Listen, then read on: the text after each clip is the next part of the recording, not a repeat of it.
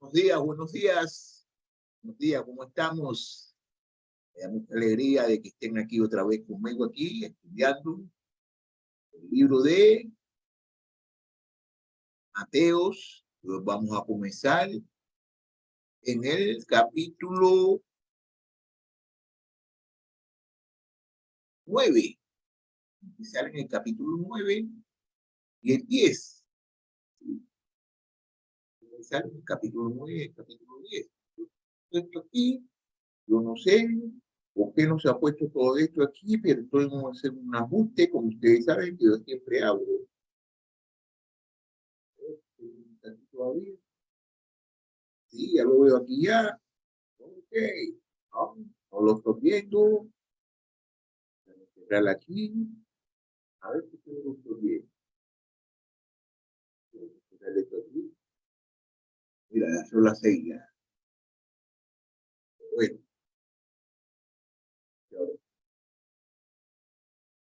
y hasta aquí ya. Hay que hacer estos ajustes para este programa. Ok. Me gustó el programa. Eh,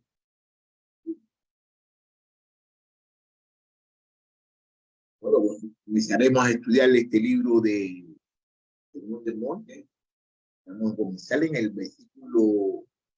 capítulo 6, del versículo 9 al 10. ¿Okay? Dice así: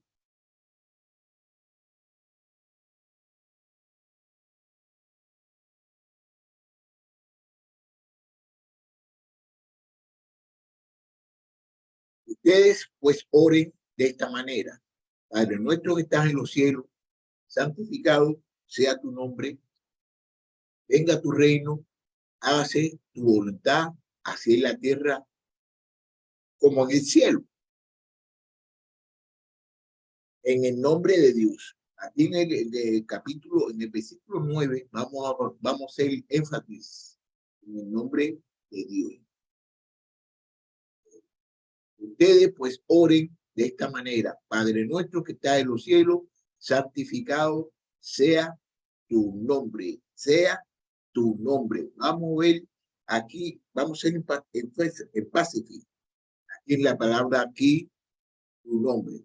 Ok, solemos considerar que el nombre de alguien es una mera etiqueta empleada para distinguir lo demás. Podemos considerarle eso, ¿no?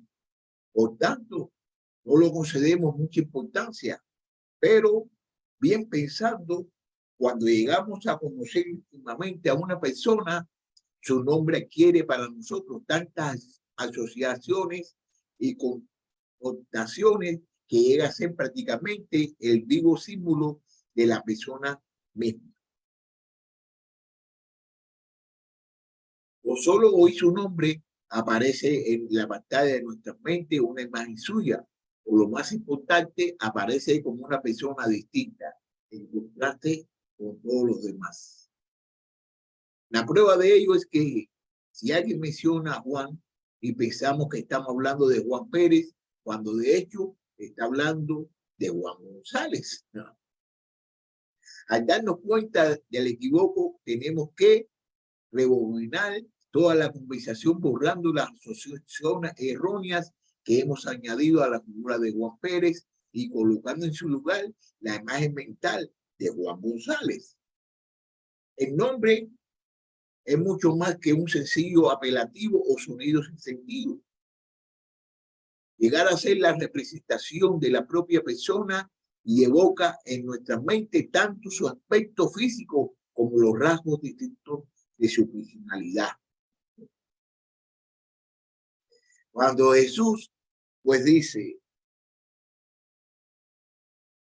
he manifestado tu nombre a los hombres del mundo que me diste, yo les he dado a conocer tu nombre y yo le daré a conocer. Vamos a ver como dice aquí en el libro de Juan, capítulo 17, versículo 6. He manifestado tu nombre a los hombres que del mundo me diste, eran tuyos y me lo diste, han guardado tu palabra. Yo les, mira lo que aquí,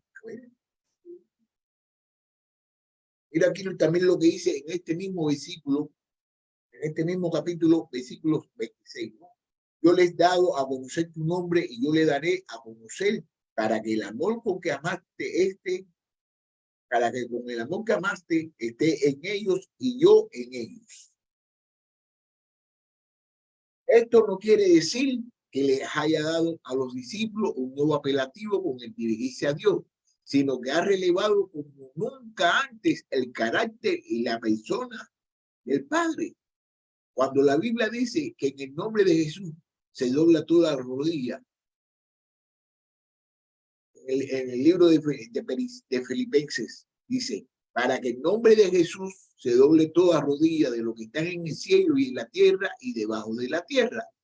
No quiere decir que el nombre en sí, como mera palabra, sea más bonito o más digno de homenaje que otro cualquiera, sino que la persona, la que señala, lo es. Lo es. Igualmente, cuando los apóstoles afirmaron que en nombre de Jesucristo el Nazareno, este hombre, el cojo de la puerta hermosa, se halla aquí sano delante de vosotros. También y en ningún otro hay salvación, porque no hay otro hombre bajo el cielo dado a los hombres en los cuales podemos ser salvos. Era como dice aquí en el libro de Hechos, capítulo 4, versículo 10 a 12, donde dice, sepan ustedes y todo el pueblo de Israel que en el nombre de Jesucristo el Nazareno, a quien ustedes crucificaron, a quien Dios resucitó entre los muertos, por este hombre se halla aquí sano delante de ustedes. Este Jesús es la piedra desechada por ustedes los constructores, pero que ha venido a la piedra, a ser la piedra angular. En ningún otro hay salvación, porque no hay otro nombre bajo el cielo dado a los hombres en el cual podamos ser salvos. No quiere decir, aquí no quiere decir el mismo apelativo de Jesús tenga propiedades mágicas de sanidad y salvación, sino que Jesús es la única persona que puede proporcionar sanidad y salvación. Esto es cierto también del uso que se hace en el Antiguo Testamento del concepto del nombre. Cuando leemos en el nombre del Señor, viene de lejos, ardiente en su ira y de eso es su humo. O que temerá desde el accidente el nombre del Señor, porque vendrá como torrente impetuoso. O cuando dirá, cuando el salmista dice, en ti pondrá tu confianza lo que conocen tu nombre. O algunos confían en carros y otros en caballos, mas nosotros en el nombre del Señor, nuestro Dios, confiaremos. Es obvio que el objeto de su confianza es la naturaleza y el carácter de Dios mismo. Por lo tanto, la primera petición del Padre nuestro, es decir, el primer anhelo de nuestro corazón, cuando nos acercamos a Dios en oración, tiene que ver con la persona de Dios, con todo lo que es Él y ha hecho, con todo lo que hay detrás de su nombre. El que sea así, el que no se refiere a un mero vocablo, sino a Dios en persona, viene confirmado por el hecho de que en las Escrituras Dios no tiene un solo nombre, sino que se manifiesta a través de varios. No hay ninguno que ni remotamente haga justicia a toda la multiforme magnificencia de su persona. La realidad de lo que Él es trascendiente, todo nuestro conocimiento, por la cual en cierto sentido no podemos conocer su nombre aquí abajo. Por esto, Moisés tiene que conformarse con el nombre de aquel que lo había enviado, sea yo soy el que soy. Dios es quien es, ningún vocablo humano puede empezar hasta justicia a la realidad de lo que es.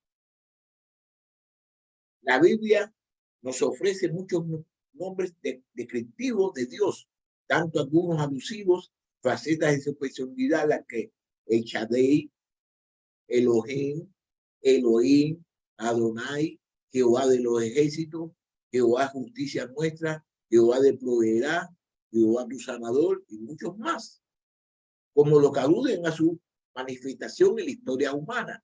El Dios de Abraham, de Isaac y de Jacob, el Dios que se manifestó en Sinaí, el Dios de David, el Dios y el Padre, el Dios y Padre de nuestro Señor Jesucristo. Pero no puede darnos un nombre que le defina. No podemos saber su nombre porque no cabe en nuestro lenguaje humano. Así las cosas, es imposible que certifiquemos el nombre de Dios. Si por nombre queremos decir un mero apelativo, pero si podemos santificar a su persona en la medida en que Él mismo nos lo haya revelado. Y esto quiere decir, ¿acaso puede Dios ser más santo de lo que ya es? ¿En qué? Pues consiste en nuestra santificación del nombre de Dios. ¿Y por qué es necesaria? Evidentemente, en un sentido objetivo, la persona de Dios es y siempre será perfecta en santidad. La razón por la cual la que los creyentes hemos de ser santos es porque Dios lo es. Mira como dice en el libro de Levíticos, capítulo 11, versículos 44 y 45. Porque yo soy el Señor su Dios. Por tanto, conságrese y sean santos, porque yo soy santo. No se contamine pues con ningún animal que se arrastra sobre la tierra, porque yo soy el Señor que lo he hecho subir de la tierra de Egipto para ser Dios. Serán pues santos, porque yo soy santo. Mira también lo que dice este mismo libro, Levítico 19, capítulo 2. Habla a toda la congregación de los israelitas y dile, santos serán porque yo, el Señor, su Dios, es santo. La adoración de los querubines, fíjate, santo, santo, santo, es el Señor. Eso está en el libro de Isaías, capítulo 6, versículo 3. Corresponde a un hecho inmutable. Mira, objetivamente, pues es imposible aumentar la santidad de Dios. No podemos santificar su nombre, pero subjetivamente sí, santificar algo es apartarlo como cosa sagrada, considerarlo con respeto y santo temor. Cuando santificamos el nombre de Dios, tratamos con suma reverencia la realidad de su persona. Le engrandecemos no en el sentido de hacerla objetivamente mayor de lo que ya es, sino en el sentido de hacerla más grande ante nuestros propios ojos. La exaltamos, deseamos que nuestro Creador sea glorificado y honrado. Era lo que dice el libro de Juan, capítulo 12, versículo 28. Padre, glorifica tu nombre. Entonces vino una voz del cielo, lo he glorificado y de nuevo lo glorificaré. Vaciamos nuestra mente de las muchas pequeñeces que la llenan y de más espacio a la inmensa de Dios. Celebramos su realidad, le honramos, le reverenciamos y le tememos. Le tememos. Vamos a ver lo que dice Isaías capítulo 8, versículo 13. Al Señor de los ejércitos es a quien ustedes deben tener por santo. Sea Él su temor y sea Él su terror. Le damos el homenaje que le corresponde. No dejamos abrumar por la gloria de su persona y la inmensidad de su obra a nuestro favor. Nos deleitamos en Él. En otras palabras, nuestro concepto habitual de Dios es pobre y pequeño. Aún los que profesamos temer y servir y reconocemos que Él es la suprema realidad, el primer amor de nuestra vida. Tenemos una comprensión enormemente limitada de su grandeza, majestad, de su amor y misericordia, y de todos los diversos atributos de su divinidad y las características de su autor. Aún si nuestra teología es correcta, muchas veces nuestra vivencia no lo es a causa de nuestro comportamiento. Podemos traer descrédito al nombre de Dios y hacer que el nombre de Dios sea blasfemado entre los gentiles. Pero si de verdad somos hijos suyos, anhelaremos conocerle más que nuestra vida le honren. Queremos que él crezca en nuestra apreciación y llene más cabalmente nuestra visión. En este sentido, desearemos que sea exaltado en nuestras vidas y no solo en ellas, sino que también en la estimación de todo ser humano. Allí donde Dios es conocido, debe necesariamente haber una manifestación de sus perfecciones de poder, bondad, sabiduría, justicia, misericordia y verdad, los cuales nos causa admiración y nos mueve a celebrar su alabanza. La sustancia de lo dicho es, deseamos que Dios reciba toda la honra que merece. Esto, naturalmente, tiene muchas implicaciones. Para empezar, lo que más atenta contra nuestra percepción de la grandeza de Dios es la sensación de nuestra propia importancia. Mientras estemos llenos de nosotros mismos, no podremos llenarnos de Dios. Lo voy a volver a decir. Mientras estemos llenos de nosotros mismos, no podemos estar llenos de Dios. Mientras nuestra visión del mundo se centre en nosotros mismos, no podrá sentarse en Dios. La santificación del nombre de Dios tiene siempre la contrapartida del destierro de nuestro orgullo y egocentrismo. Ver a Dios en majestad produce siempre el efecto de hacernos caer a sus pies conscientes de nuestras pequeñeces e indignidad. La gloria de la exaltación de Dios siempre va acompañada por la humillación de la comprensión de nuestra injusticia. Su engrandecimiento significa inevitablemente que nosotros tenemos que menguar. Vamos a ver lo que dice el libro de Juan, capítulo 3, versículo 30. Es necesario que crezca y que yo disminuya. Eso fue lo que dijo el hermano Juan. Y entonces nosotros tenemos que ponerle sus prácticas. Es necesario que él crezca y que yo disminuya. Para otra parte, sabemos que es difícil contemplar la realidad de Dios solamente como ejercicio teológico y teórico. Dios no es una acción, sino una persona. La santificación de Dios no consiste en un complejo juego inestabilidad en el cual intentamos escalar cimas de doctrinas esotéricas. Más bien es algo que pertenece a la esfera de nuestra vida devocional, a nuestras oraciones, a nuestra manera de vivir para la gloria de Dios.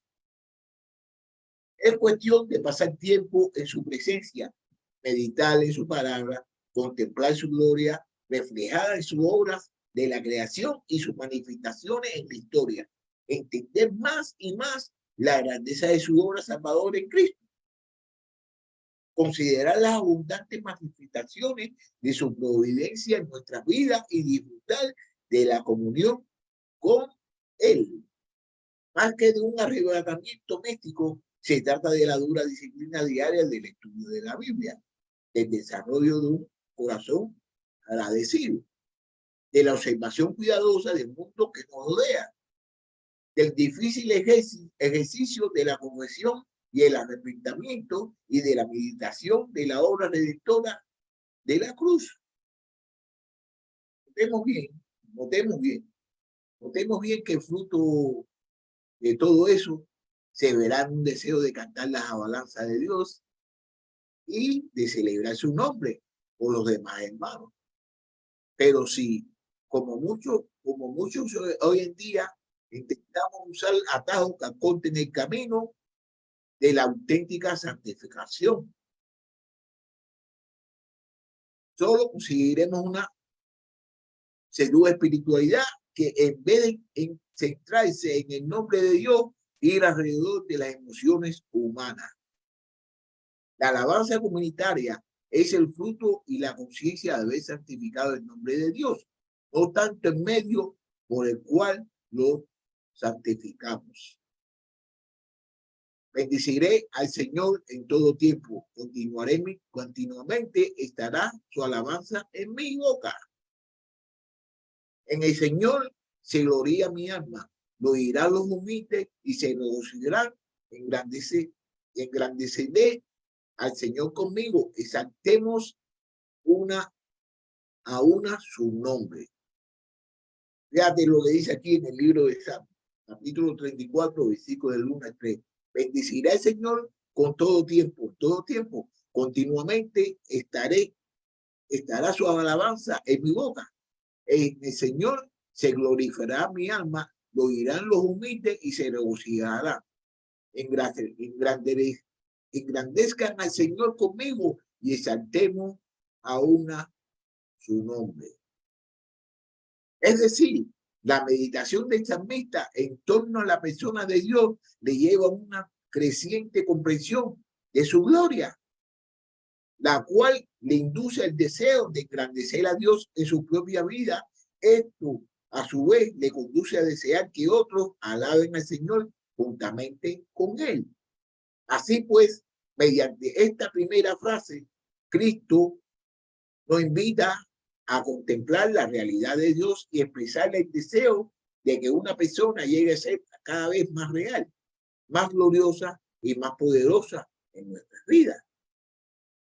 Es apropiado que nuestras primeras peticiones se centren en nuestro primer amor y que el punto de partida de nuestra intercesión sea Dios mismo. Hemos de empezar nuestras oraciones gloriándonos en Él. Por otra parte, esta primera petición debe subyacer como factor condicionante en todas las demás peticiones. Venga tu reino para gloriar tu nombre.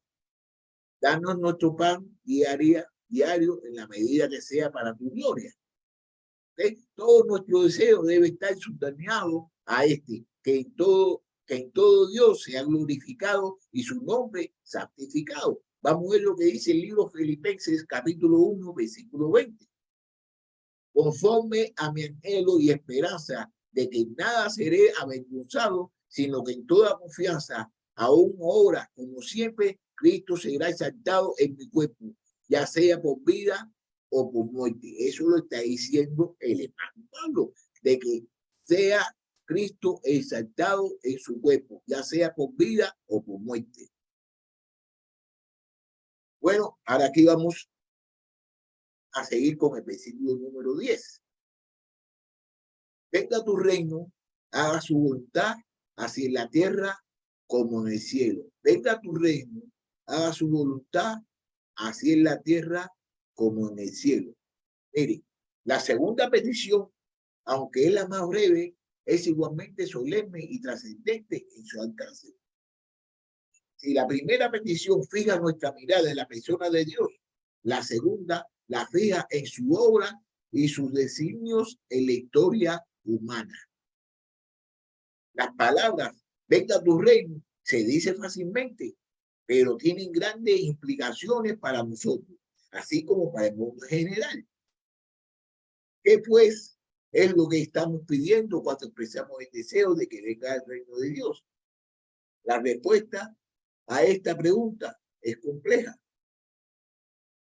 En cierto sentido, Dios nunca ha abdicado del trono de este universo, sino que gobierna con plena eficaz, conduciendo hacia el cumplimiento de sus propósitos eternos.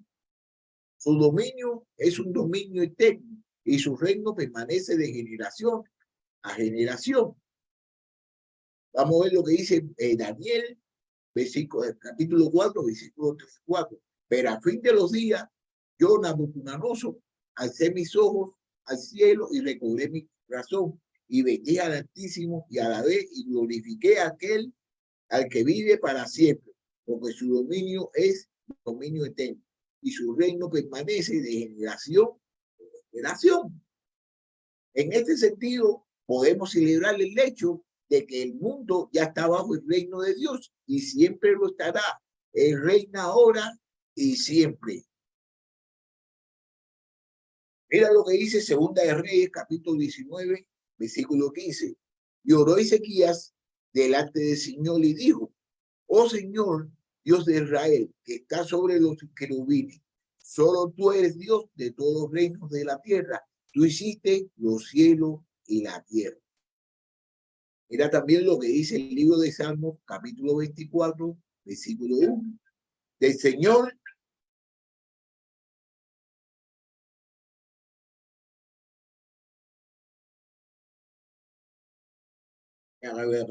no lo pagué.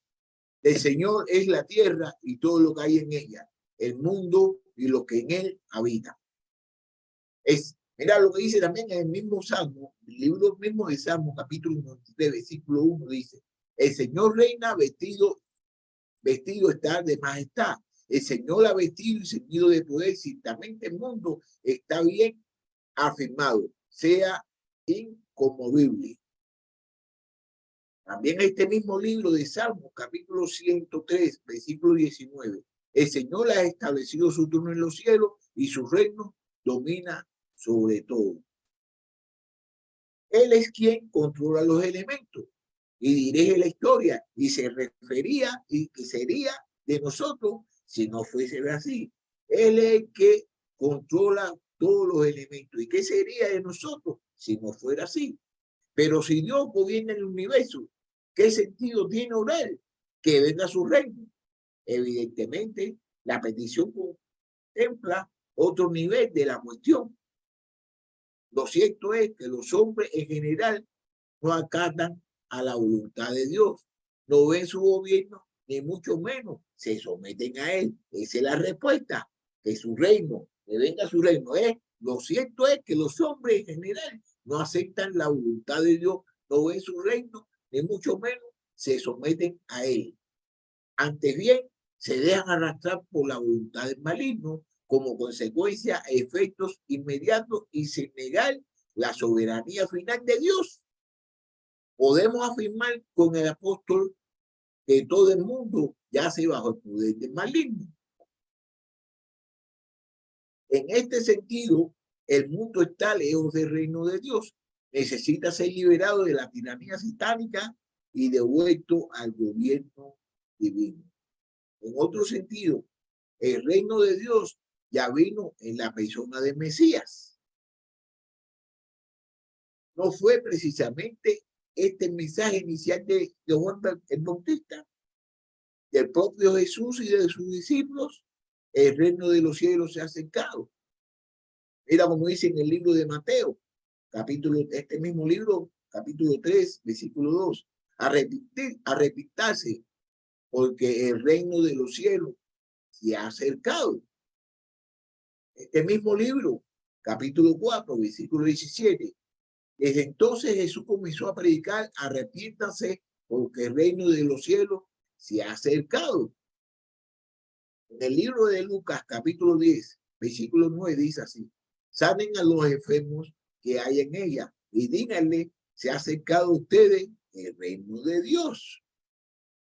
No fueron los exorcismos de Jesús evidencias fehacientes que la tiranía diabólica llegaba a su fin. Mira lo que dice aquí en el libro, este mismo libro, capítulo 12, versículo 25 al 28. Conociendo Jesús sus pensamientos, le dijo: todo reino dividido contra sí mismo es asolado, y toda ciudad casi dividida contra sí misma no se mantendrá de pie. Si Satanás impulsa a Satanás, está dividido entre sí mismo. ¿Cómo puede entonces mantenerse en pie su reino? Y si yo expulso los demonios por Beelzebú, ¿por quién los expulsan los hijos de ustedes? Por tanto, ellos serán sus jueces. Pero si yo expulso los demonios por el Espíritu de Dios, entonces el reino de Dios ha llegado a ustedes. Pero si yo expulso los dominios por el Espíritu de Dios, entonces el reino de Dios ha llegado a ustedes. Pero si yo, mira también ahora aquí lo que dice en el libro de Lucas, capítulo 11, versículo 20. Pero si yo, por el dedo de Dios, he hecho fuera los demonios, entonces el reino de Dios ha llegado a ustedes.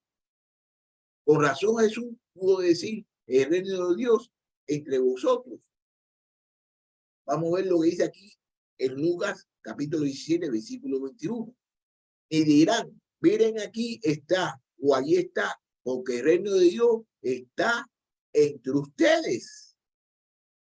Sin embargo, es evidente que cuando le enseñó a los discípulos la palabra del Padre nuestro, no pensaba en esta dimensión ya presente de la venida del Rey. Aquí, como en otras muchas ocasiones, a pesar de su presencia en la tierra como el Mesías, iniciador del reino, Jesús seguía hablando de la plena manifestación del reino como cosa futura. Pedir la venida del reino implica, por supuesto, que aún no ha llegado en plenitud. Por lo tanto, en otro sentido, esta segunda petición contempla la segunda venida de Jesucristo en majestad para establecer el reino de Dios en plenitud. Mira lo que dice en 2 Tesalonicenses, capítulo 1, del versículo 7 al 10. Pero el que les dé alivio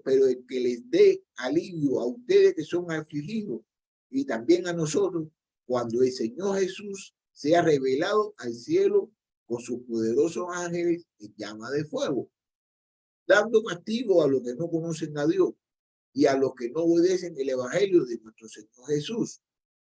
Estos sufrirán el castigo de su eterna destrucción, excluido de la presencia del Señor y de la gloria de su poder. Cuando Él venga para ser glorificado en sus santos, aquel día y para ser admirado entre los que han creído, porque nuestro testimonio ha sido creído por ustedes.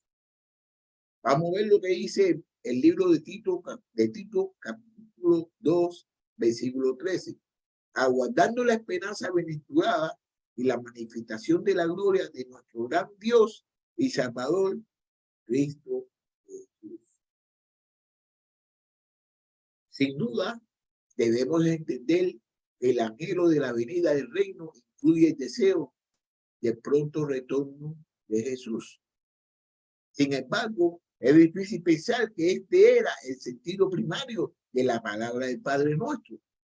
Sobre todo si recordamos que Cristo aún no había empezado a enseñar a los discípulos acerca de la segunda venida. Por tanto, si el significado primario de esta petición no es ni el gobierno universal de Dios en el presente, ni la primera venida de Cristo en el pasado, ni tampoco su segunda venida en el futuro, ¿cuál es? ¿Cuál es? Seguramente tiene que ver con la extensión del reino de Dios por medio del testimonio de los discípulos y, por supuesto, en base a la obra de Cristo mismo. Si el reino se acercó en aquel momento a Israel a través de la presencia del Mesías, sigue acercándose a la gente en cada generación a través de la iglesia, el pueblo y el Mesías. Cada vez que alguien abraza el evangelio y se somete al señorío de Jesucristo, el reino se extiende un poco más, como dijo el apóstol en Colosenses capítulo 1, versículo 13, que dice, porque Él nos libró del dominio de las tinieblas y nos trasladó al reino de su Hijo amado. Mira lo que dice también el libro de Tesalonicenses, capítulo 2, versículo 12. Para que anduvieran como es digno de Dios, que lo haya amado a su reino y a su gloria. En otras palabras, como ya hemos dicho, si la primera petición contempla la persona de Dios, la segunda contempla su obra. Desde antes de la fundación del mundo, Dios ha tenido la intención de formar un pueblo para sí, para que more eternamente en su reino. Por eso Jesús pone en boca del rey estas palabras. Entonces al rey dirá de su derecha: venga bendito de mi Padre, hereden el reino preparado para ustedes desde la fundación del mundo. Eso lo podemos ver en este mismo libro de Mateo, capítulo 25, versículo 34. Cada conversión, cada incorporación de alguien dentro del pueblo de Dios, cada expresión de la sumisión de nuestra voluntad humana a la de Dios, constituye una nueva venida del reino. Por lo tanto, los discípulos necesitan captar la visión de este propósito divino e identificarse con ella en sus oraciones. Además de desear que el Señor mismo sea sentado, deben desear que su obra prospere y avance. Además de dedicar tiempo a la persona de Dios y permitir que el Espíritu les mueva, alabanza, gratitud y adoración. Deben meditar en la obra que Dios está realizando en el mundo a lo largo de la historia y empaparse de la visión del reino que se está formando. Entonces, deben convertir esta visión en oración. En la historia de las misiones se ha demostrado repetidas veces que la venida o entrada del reino de Dios en los corazones humanos requiere oración ferviente. Pero los crecimientos del reino no es solamente una cuestión numérica, también hace falta un crecimiento en profundidad y en calidad. Se trata no solo de la conversión o incorporación de nuevos ciudadanos, sino del crecimiento en madurez de los ya incorporados. Sería una hipocresía por nuestra parte orar por la extensión del reino en el mundo y a la vez estorbar la obra transformadora del Espíritu en nuestras propias vidas. Se lo voy a volver a repetir. Sería una hipocresía por nuestra parte orar por la extensión del reino en el mundo y a la vez estorbar la obra transformadora del Espíritu en nuestras propias vidas. En cada uno de nosotros, el reino de Dios debe ser algo cada vez más real e intenso. Debemos estar cada vez más sometidos a la autoridad divina, porque el reino de Dios porque el reino de Dios no está presente con nosotros, o mejor dicho, nosotros no estamos presentes en él, mientras no hagamos su voluntad. ¡Mío! Ay, se lo voy a volver a decir, Fíjense lo que le voy a decir. Debemos estar cada vez más sometidos a la autoridad divina, porque el reino de Dios no está presente con nosotros, o mejor dicho, nosotros no estamos presentes en él, mientras no hagamos su voluntad. Quiere decir que nosotros, para estar presentes en el reino de Dios, nosotros tenemos que hacer la voluntad de Dios. Y esto nos lleva a la tercera petición, la voluntad de Dios, la voluntad de Dios. Y venga tu reino, haga su voluntad, así en la tierra como en el cielo. Y venga tu reino, haga su voluntad, así en la tierra como en el cielo. Ya vimos ya el reino, ¿ok? Pero ahora que se haga tu voluntad, así en la tierra como en el cielo. Vamos a hablar ahora acerca de qué, de la voluntad. Tenemos que dejar que la voluntad de Dios se haga tanto en la tierra como en el cielo. Muchas veces nosotros no queremos hacer la voluntad de Dios, nosotros queremos hacer la voluntad de nosotros. Acabamos de ver que si bien es cierto que las riendas de la historia están firmemente sostenidas por Dios, la inmensa mayoría de los hombres hacen caso omiso de su voluntad. En el nivel, la voluntad de Dios se va cumpliendo perfectamente. En otro, es desobediencia y vulnerada constantemente. En la esfera celestial, los seres gloriosos son espíritus ministrados, enviados para servir. Su adoración a Dios es cabal y su obediencia absoluta. Vamos a ver lo que dice el libro de Isaías, capítulo 6, versículo 3. y el uno y al otro daba voces diciendo, Santo, Santo es el Señor de los ejércitos, llena esta toda la tierra de su gloria. Como consecuencia en el cielo todo funciona a la perfección. En cambio, aquí abajo acusamos las terribles consecuencias de la impiedad humana, divisiones y discordia, guerras y peleas, odio y envidia, confusión y desconcierto. Sabemos que mientras el mundo siga viviendo de parte a Dios, su voluntad revelada no será acatada, sino parcial y casualmente. Sabemos, porque el hombre carnal, sabemos que mientras el mundo siga viviendo de parte a Dios, su voluntad revelada no será acatada, sino parcialmente, parcial y casualmente, porque el hombre carnal no puede agradar a Dios, aunque quiera. Mira lo que dice aquí en el libro de Romanos, capítulo 8, versículo 8. Y los que están en la carne no pueden agradar a Dios. El libro de Hebreos, capítulo 11, versículo 6, mira lo que dice. Así fe, y sin fe es imposible agradar a Dios, porque es necesario que el que se acerca a Dios crea que Él existe y que recompensa a los que lo buscan. Pedir su voluntad se haga en la tierra, por tanto, es desear la conversión de la regeneración de nuestro prójimo. Sin embargo, esta oración no solo contempla la desobediencia del incrédulo, sino también la obediencia parcial del creyente. No podemos pronunciar estas palabras sin considerar si estamos caminando personalmente en la voluntad de Dios y bajo el señorío de Cristo, y si su voluntad moral se está cumpliendo en nuestras vidas. Debería resultarnos fácil pronunciar estas palabras, porque ya estamos persuadidos del amor de Dios y de su sabiduría. Consciente de nuestro conocimiento limitado de las cosas y de la carnalidad que se infiltra en nuestros deseos, deberíamos desearle de corazón que se cumpla no nuestra voluntad, sino la de Dios. Deberíamos poder decir con el salmista, me deleito en hacer tu voluntad, Dios mío. Mira como dice en el libro de Juan, capítulo 4, versículo 34. Jesús le dijo, mi comida es hacer la voluntad del que me envió y llevar a cabo su obra.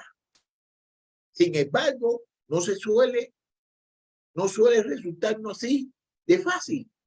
Es así precisamente porque la realización de la voluntad de Dios en nuestra vida para la glorificación en nuestros deseos carnales. Sin embargo, no suele resultarnos así difícil. Es así precisamente porque la realización de Dios en nuestra vida pasa por crucifixión de nuestros deseos carnales. Esto está en el libro de Gálatas, capítulo 5, versículo 24. Porque la gloria que su voluntad persigue se encuentra solo al otro lado del oscuro valle de la prueba. Y porque nuestra exaltación a la diestra de Dios está al otro extremo de un largo camino en que somos llevados a llevar nuestra cruz y seguir a Cristo. Inherente a la tercera petición del Padre Nuestro hay otra oración bien conocida. El Señor Jesucristo pronunciaba en sí, no sea como yo quiero, sino como tú quieras.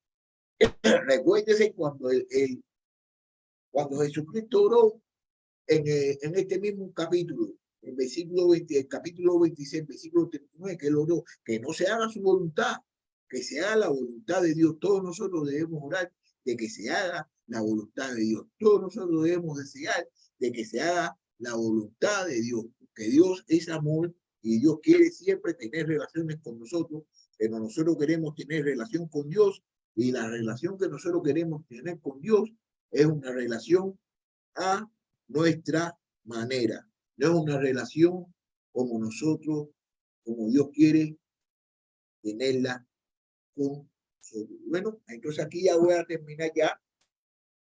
Y mañana vamos a comenzar en el versículo 11, que creo que ese va a ser el único versículo que vamos a estudiar el día de mañana.